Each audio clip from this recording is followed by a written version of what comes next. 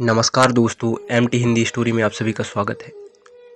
आज हम प्रेमचंद की कहानी घास वाली सुनेंगे।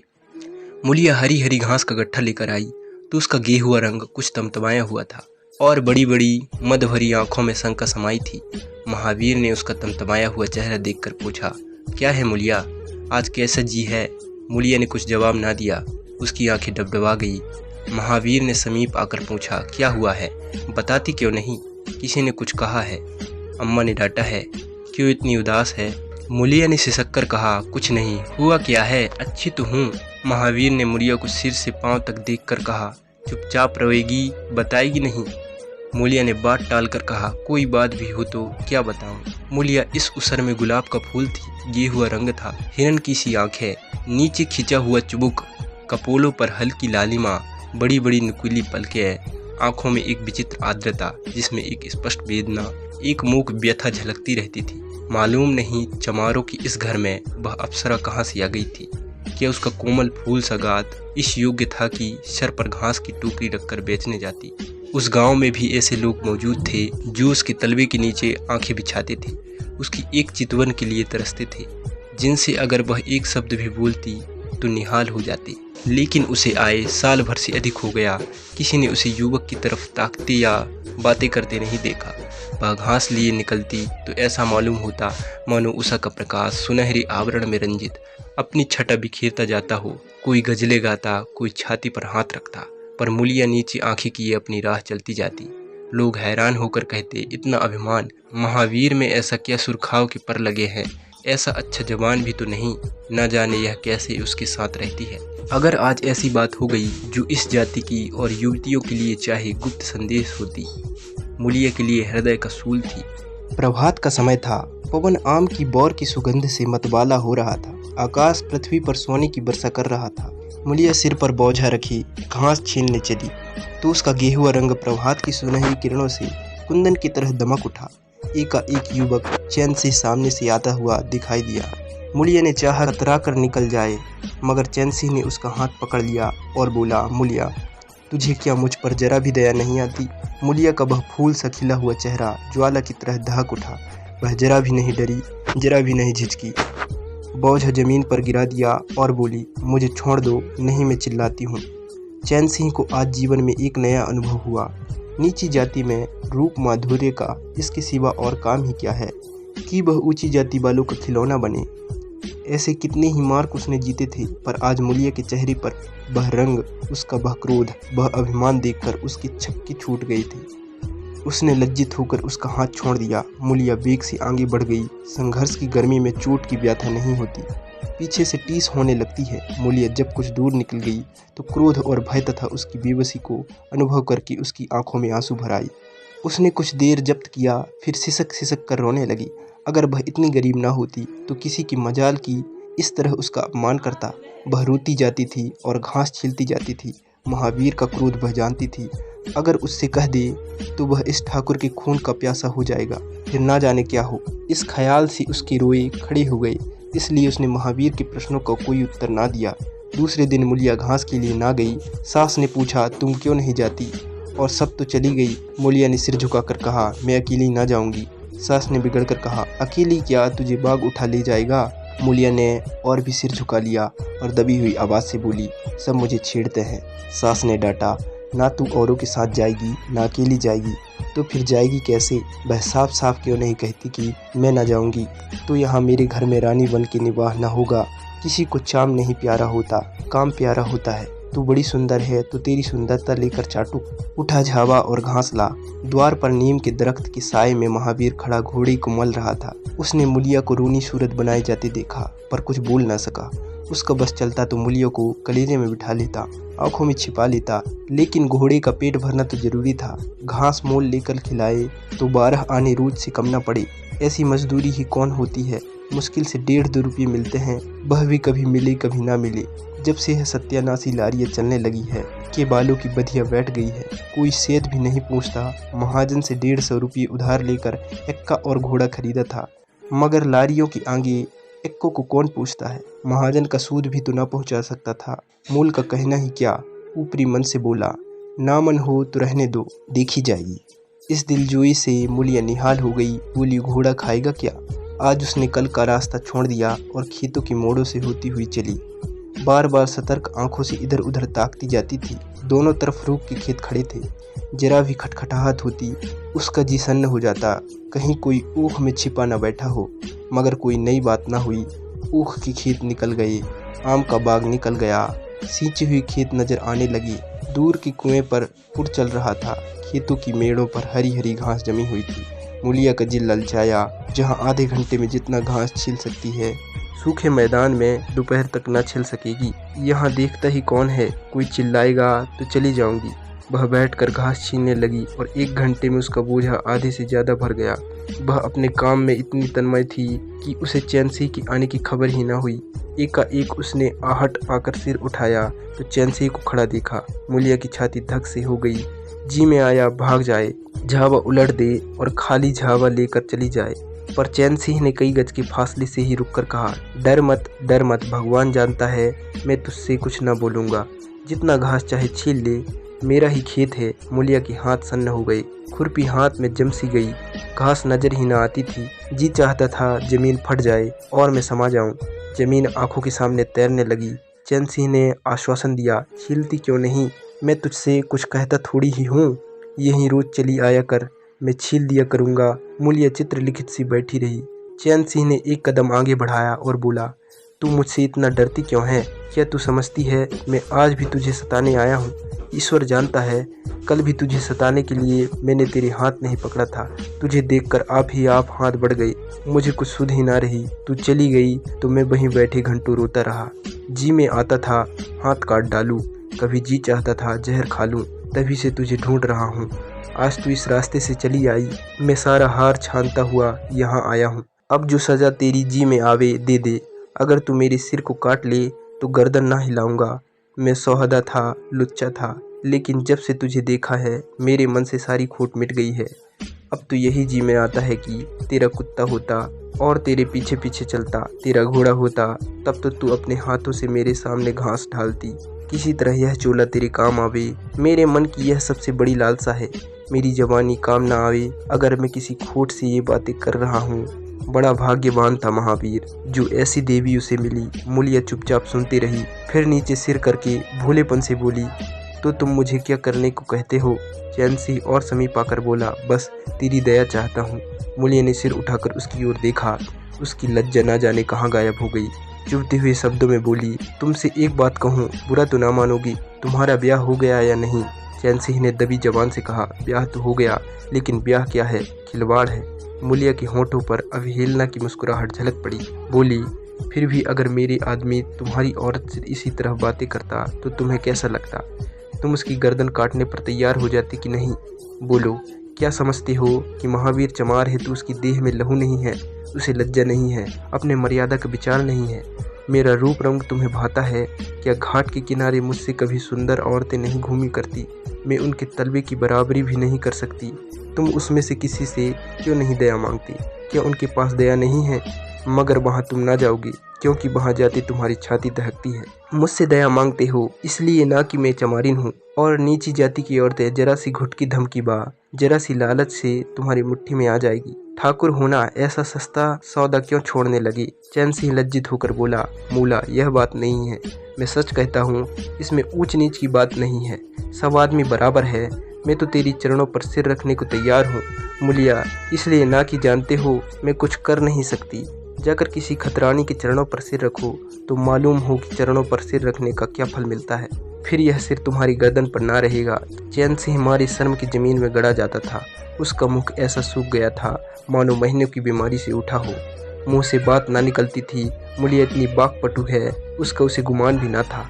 मूलिया फिर बोली, मैं भी रोज बाजार जाती हूँ, बड़े बड़े घरों का हाल जानती हूँ। मुझे किसी बड़े घर का नाम बता दो जिसमें कोई साइस, कोई कोचवान, कोई कहार, कोई पंडा, कोई महाराज ना घुसा बैठा हो। यह सब बड़े घर की लीला है और वह औरतें जो कुछ करती है ठीक करती है। उनके घर वाले भी तो चमारिनों और कहारिनों पर जान देते फिरते हैं, लेना देना बराबर हो जाता है। बेचारे गरीब आदमियों के लिए यह बातें कहाँ। मेरे आदमी के लिए संसार में जो कुछ हूँ मैं हूँ, वह किसी दूसरे महिरिया की ओर आंख उठाकर भी नहीं देखता। संयोग की बात है कि मैं तनिक सुंदर हूँ, लेकिन मैं काली कलूटी भी होती तब भी वह मुझे इसी तरह रखता। इसका मुझे विश्वास है। मैं चमारिन होकर भी इतनी नीच नहीं हूँ कि विश्वास का बदला खोट से दूँ। हाँ, वह अपने मन की करने लगी।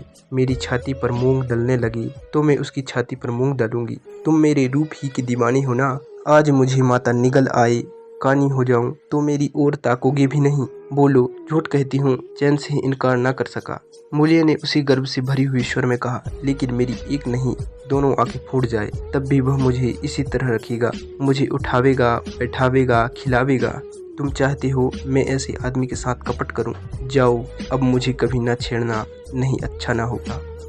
जवानी जोश है, बल है, दया है, साहस है, आत्मविश्वास है, गौरव है और सब कुछ जो जीवन को पवित्र, उज्जवल और पूर्ण बना देता है। जवानी का नशा घमंड है, निर्दयता है, स्वार्थ है, शेखी है, विषय वासना है, कटुता है और वह सब जो जीवन को पशुता, विकार और पतन की ओर ले जाता है। चैन से ही पर जवानी का नशा था। मूल्य की शीतल छींटों ने नशा उतार दिया। जैसे उबलती हुई चाशनी में पानी की छींटें पड़ जाने से फैन मिट जाता है, मैल निकल जाता है और निर्मल शुद्ध रस निकल आता है। जवानी का नशा जाता रहा, केवल जवानी रह गई। कामिनी के शब्द जितनी आसानी से दीन और ईमान को गारत कर सकते हैं, उतनी ही आसानी से उनका उद्धार भी कर सकते हैं। चैन से उस दिन से दूसरा ही आदमी हो गया। गुस्सा उसकी नाक पर रहता था। बात बात पर मजदूरों को गालियां देना, डांटना और पीटना उसकी आदत थी। असामी उससे थर-थर कांपते थे। मजदूर उसे आते देखकर अपने काम में चुस्त हो जाते थे। पर ज्यों ही उसने इधर पीठ फेरी और उन्होंने चिलम पीना शुरू किया, सब दिल में उससे जलते थे, उसे गालियां देते थे। मगर उस दिन से चैन से इतना दयालु, इतना गंभीर, इतना सहनशील हो गया कि लोगों को आश्चर्य होता था। कई दिन गुजर गए थे। एक दिन संध्या समय चैन से खेत देखने गया। पुर चल रहा था। उसने देखा कि एक जगह नाली टूट गई है और सारा पानी बहा चला जाता है। क्योरियों में पानी बिल्कुल नहीं पहुंचता, मगर क्योरी बनाने वाली बुढ़िया चुपचाप बैठी है। उसे इसकी जरा भी फिक्र नहीं है कि पानी क्यों नहीं आता। पहले यह दशा देखकर चैन से आपे से बाहर हो जाता है। उस औरत की उस दिन मजदूरी काट लेता और पुर चलाने वाले को घुड़कियां जमाता, पर आज उसे क्रोध नहीं आया। उसने मिट्टी लेकर नाली बांध दी और खेत में जाकर बुढ़िया से बोला, तू यहाँ बैठी है और पानी सब बहा जा रहा है। बुढ़िया घबरा कर बोली, अभी खुल गई होगी राजा, मैं अभी बंद कर दिए देती हूँ। यह कहती हुई वह थर-थर कांपने लगी। चैन सिंह ने उसकी दिलजोई करते हुए कहा, भाग मत, मैंने नाली बंद कर दी। बूढ़ा कई दिनों से नहीं दिखाई दिए, कहीं काम पर जाते हैं कि नहीं? बुढ़िया गद्द होकर बोली, आजकल तो खाली बैठे हैं, भैया कहीं काम नहीं लगता। चैन सिंह ने नम्र भाव से कहा, तो हमारे यहाँ लगा दे, थोड़ा सा सन रखा है, उसे काट दे। यह कहता हुआ वह कुएं की ओर चला गया। यहाँ 4 पुट चल रहे थे, पर इस वक्त 2 कहवे बेर खाने गए थे। चैन सिंह को देखते ही मजदूर के होश उड़ गए। ठाकुर ने पूछा, 2 आदमी कहाँ गए? तो क्या जवाब देंगे? सब के सब डांटे जाएंगे। बेचारे दिल में सहमे जा रहे थे। चैन सिंह ने पूछा, वह दोनों कहाँ चले गए? किसी के मुख से आवाज न निकली। सहसा सामने से दोनों मजदूर धोती के एक कोने में बेर भरे आते दिखाई दिए। खुश खुश बात करते हुए आ रहे थे। चैन सिंह पर निगाह पड़ी तो दोनों के प्राण सूख गए। पाँव मन भर के हो गए। अब न आते बनता न जाते। दोनों समझ गई कि आज डांट पड़ी, शायद मजदूरी भी कट जाए। चाल धीमी पड़ गई। इतने में चैन सिंह ने पुकारा, बढ़ आओ, कैसे बेर हैं, लाओ जरा मुझे भी दो, मेरे ही पेड़ के हैं ना। दोनों और भी सहम उठे, आज ठाकुर जीता न छोड़ेगा। कैसा मीठा मीठा कर बोल रहा है, उतनी ही भिगो कर लाएगा। बेचारे और भी सिकुड़ गए। चैन सिंह ने फिर कहा, जल्दी से आओ जी, पक्की सब मैं ले लूँगा। जरा एक आदमी लपक कर घर से थोड़ा सा नमक तो ले लो। बाकी दोनों मजदूर से, तुम दोनों आ जाओ, उस पेड़ के बेर मीठे हैं, बेर खा लें, काम तो करना ही है। अब दोनों भगोड़ों को कुछ ठारस हुआ। सभी ने जाकर सब बेर चैन सिंह के आगे डाल दिए और पक्के छांट कर उसे देने लगे। एक आदमी नमक लाने दौड़ा। आधे घंटे तक चारों पुर बंद रहे। जब सब बेर उड़ गए और ठाकुर चलने लगे तो दोनों अपराधियों ने हाथ जोड़कर कहा, भैया जी, आज जान बख्शी हो जाए, बड़ी भूख लगी थी, नहीं तो कभी ना जाते। चैन सिंह ने नम्रता से कहा, तो इसमें बुराई क्या हुई? मैंने भी तो बेर खाए। 1 घंटे का हरज हुआ, यही ना। तुम चाहोगे तो घंटे भर का काम आधे घंटे में कर दोगे, ना चाहोगे तो दिन भर में भी घंटे भर का काम ना होगा। चैन सिंह चला गया तो चारों बातें करने लगे। एक ने कहा, मालिक इस तरह रहे तो काम करने में जी लगता है, यह नहीं कि हरदम छाती पर सवार। दूसरा, मैंने तो समझा आज कच्चे ही खा जाएंगे। तीसरा, कई दिनों से देखता हूँ मिजाज नरम हो गया है। चौथा, सांझ को पूरी मजदूरी मिले तो कहना।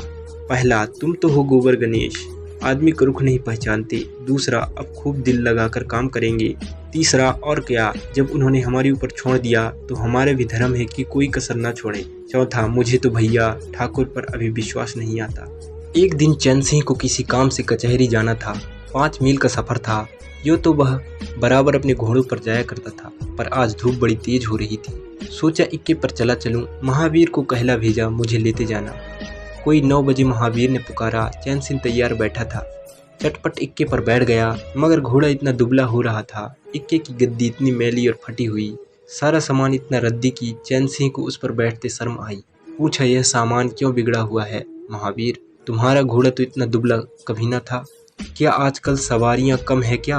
महावीर ने कहा, नहीं मालिक, सवारियां काहे नहीं है, मगर लारियों के सामने इक्के को कौन पूछता है।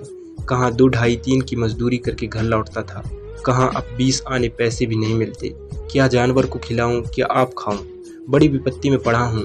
सोचता हूँ इक्का घोड़ा बेच बाँच कर आप लोगों की मजदूरी कर लूँ, पर कोई गाहक नहीं लगता। ज़्यादा नहीं तो 12 आने तो घोड़े को ही चाहिए, घास ऊपर से। जब अपना ही पेट नहीं चलता तो जानवर को कौन पूछे।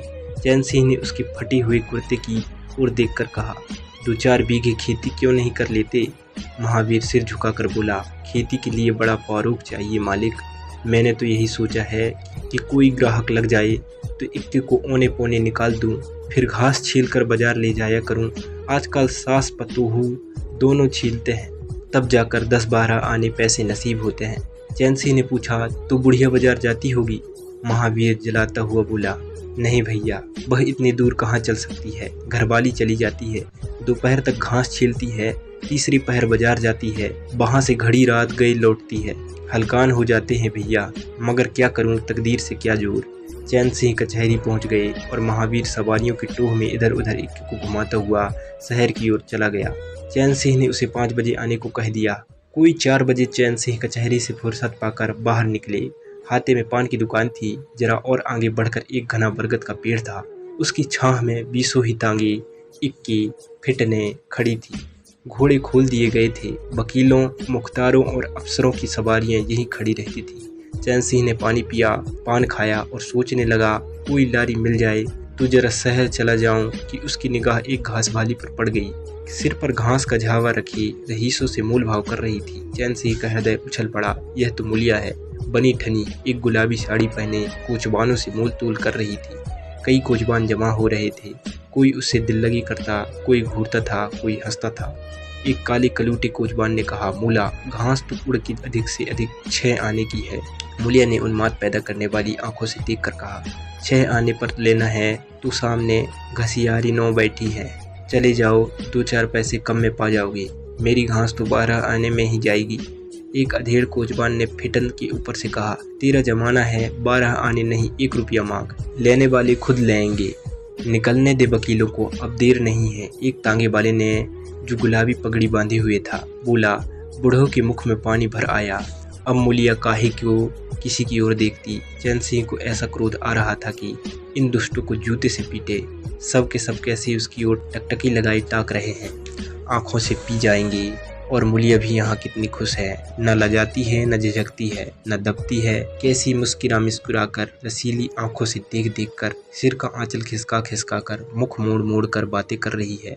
वही मुलिया जो शेरनी की तरह तड़प उठी थी। इतने में 4 बजे अमले और वकील मुख्तरों का एक मेला सा निकल पड़ा। अमले लारियों पर दौड़े, वकील मुख्तार इन सवारियों की ओर चले। कोचवानों ने भी चटपट घोड़े जूते। कई महाशयों ने मुलिया को रसिक नेत्रों से देखा और अपनी अपनी गाड़ियों पर जा बैठे। एकाएक मुलिया घास का झावा लिए उस फिटन के पीछे दौड़ी। फिटन में एक अंग्रेज फैशन के जवान वकील साहब बैठे थे। उन्होंने पावदान पर घास रखवा ली, जेब से कुछ निकाल कर मुलिया को दिया। मुलिया मुस्कुराई। दोनों में कुछ बातें भी हुई जो चैन सिंह न सुन सके। एक क्षण में मुलिया प्रसन्न मुख घर की ओर चली। चैन सिंह पान वाले की दुकान पर विस्मृत की दशा में खड़ा रहा। पान वाले ने दुकान बढ़ाई, कपड़े पहने और केबिन का द्वार बंद करके नीचे उतरा तो चैन सिंह की समाधि टूटी। पूछा, क्या दुकान बंद कर दी? पान वाले ने सहानुभूति दिखाकर कहा, इसकी दवा करो ठाकुर साहब, यह बीमारी अच्छी नहीं है। चैन सिंह ने चकित होकर पूछा, कैसी बीमारी? पान वाला बोला, कैसी बीमारी? आधे घंटे से यहाँ खड़े हो जैसे कोई मुर्दा खड़ा हो। सारी कचहरी खाली हो गई, सब दुकानें बंद हो गई, मेहतर तक झाड़ू लगाकर चल दिए। तुम्हें कुछ खबर हुई? यह बुरी बीमारी है, जल्दी दवा कर डालो। चैन सिंह ने छड़ी संभाली और फाटक की ओर चला कि महावीर का इक्का सामने से आता दिखाई दिया। कुछ दूर इक्का निकल गया तो चैन सिंह ने पूछा, आज कितने पैसे कमाए महावीर? महावीर ने हंसकर कहा, आज तो मालिक दिन भर खड़ा ही रह गया, किसी ने बेगार में भी न पकड़ा, ऊपर से 4 पैसे की बीड़ियाँ पी गया। चैन सिंह ने जरा देर के बाद कहा, मेरी एक सलाह है, तुम मुझसे 1 रुपया रोज लिया करो, बस जब मैं बुलाऊं तो इक्का लेकर चले आया करो, तब तो तुम्हारी घरवाली को घास लेकर बाजार न जाना पड़ेगा। बोलो मंजूर है? महावीर ने सजल आंखों से देखकर कहा, मालिक आप ही का तो खाता हूँ, आपकी प्रजा हूँ, जब मर्जी हो पकड़ मंगवाइए, आपसे रुपये। चैन सिंह ने बात काट कर कहा, नहीं, मैं तुमसे बेगार नहीं लेना चाहता, तुम मुझसे 1 रुपया रोज ले जाया करो, घास लेकर घरवाली को बाजार मत भेजा करो, तुम्हारी आबरू मेरी आबरू है, और भी रुपये पैसे का जब काम लगे बेखटके चले आया करो। हाँ देखो, मूलिया से इस बात की भूल कर भी चर्चा न करना। क्या फ़ायदा? कई दिनों के बाद संध्या समय मूलिया चैन सिंह से मिली। चैन सिंह आसामियों से माल गुजारी वसूल करके घर की ओर लपका जा रहा था कि उसी जगह जहां उसने मूलिया की बाह पकड़ी थी, मूलिया की आवाज़ कानों में आई। उसने ठिठक कर पीछे देखा तो मूलिया दौड़ी आ रही थी। बोला, क्या है मूला, क्यों दौड़ती हो? मैं तो खड़ा हूँ, मूलिया ने हाँफते हुए कहा, कई दिनों से तुमसे मिलना चाहती थी, आज तुम्हें आते देखा तो दौड़ी, अब मैं घास बेचने नहीं जाती। चैन सिंह ने कहा, बहुत अच्छी बात है, क्या तुमने कभी मुझे घास बेचते देखा है? हाँ, एक दिन देखा था। क्या महावीर ने तुझसे सब कुछ कह डाला? मैंने तो मना कर दिया था, वह मुझसे कोई बात नहीं छिपाता। दोनों एक क्षण चुप खड़े रहे, किसी को कोई बात ना सोचती थी।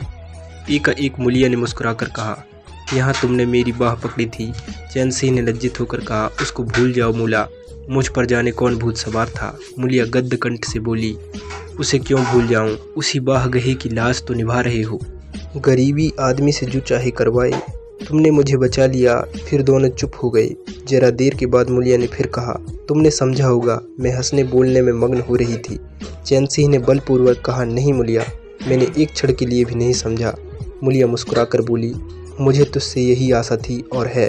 पवन सिंचे हुए खेतों में विश्राम करने जा रहा था, सूर्य निशा की गोद में विश्राम करने जा रहा था और उस मलिन प्रकाश में चैन सिंह मूलिया की विलीन होती हुई रेखा को खड़ा देख रहा था। दोस्तों, अगर आपको ये कहानी अच्छी लगी तो लाइक, शेयर और सब्सक्राइब कीजिए।